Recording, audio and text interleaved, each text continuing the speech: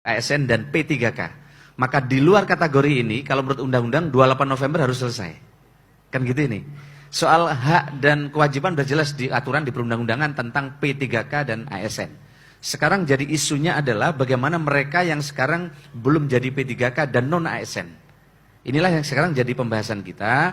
Oleh karena kita sedang siapkan beberapa skenario untuk menyelesaikan ini. Nah, kami tadi sampaikan khusus guru dan tenaga kesehatan, ini mandat Bapak Presiden, ini prioritas. Maka sekarang 2 tahun ini 2022-2023 mestinya kita beresin. Maka di 2023 kami sudah mengajukan 1 jutaan formasi baru ke Kementerian Keuangan. Salah satu yang diprioritaskan adalah mereka yang telah mengabdi lama ya di daerah-daerah terkait dengan guru dan juga nakes. Nah, tetapi kami sampaikan dari 700.000 yang kami siapkan di 2022, 700.000 formasi yang kita siapkan, daerah hanya mengusulkan totalnya kurang lebih 400.000. Mohon ini bisa dimanfaatkan oleh daerah, sehingga 2023 para kepala daerah, Pak Gubernur dan di kabupaten, kota, dan provinsi tidak punya lagi beban tanggungan teman-teman P3K yang ada di sekolah-sekolah. Kami kira itu, makasih. Ini PNS Mas ya? Ini PNS masih P3K mereka ini? Mereka kan masih non-ASN ya, untuk jadi P3K. Maksudnya yang formasi yang belum banyak diisi itu yang P3K. Oh, baik. P3K. Baik, makasih. Adik, makasih ya, cukup. P3K. Kalau ini yang terjadi, maka berapapun formasi disiapkan pusat ke depan nggak terserap. Kenapa? Gaji P3K-nya terlalu tinggi.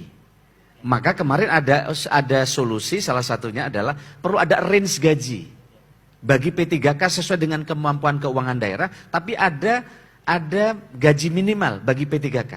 Karena kalau tidak, udah disiapkan banyak, ternyata uangnya belum diterima oleh daerah, akhirnya daerah kadang tidak bisa membayar, bahkan terpaksa mereka meskipun udah dites lulus nggak bisa disiapkan di formasi di berbagai tempat.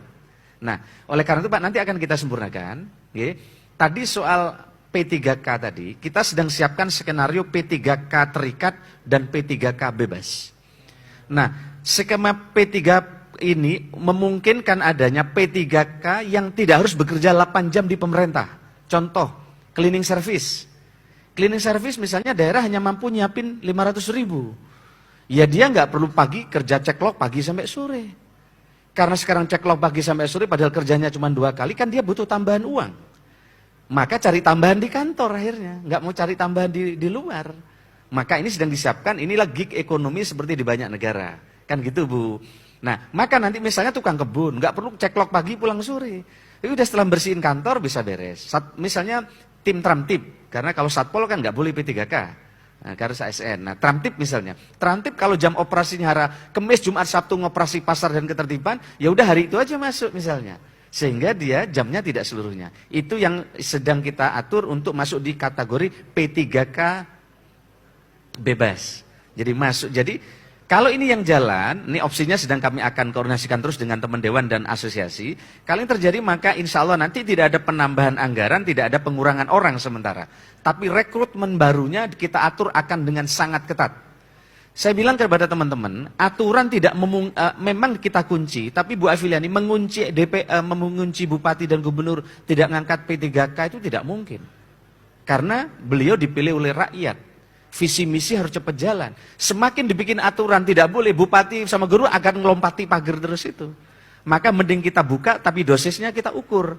Dia boleh masukkan tapi yang meninggal, yang mengundurkan diri, dan atau formasi harus persetujuan Kanrek dengan persetujuan dengan teman-teman BKN. Kemarin undang-undangnya 2018 dibuat aturan, tapi detailnya tidak dibuat. Akhirnya daerah ada yang menyiasati masuk di kegiatan, ada masuk di TLK, dan seterusnya, dan seterusnya. Besok tidak boleh lagi. Kalau tidak ada di BKD, kalau disembunyikan oleh kepala dinas, dia tidak boleh dibayar.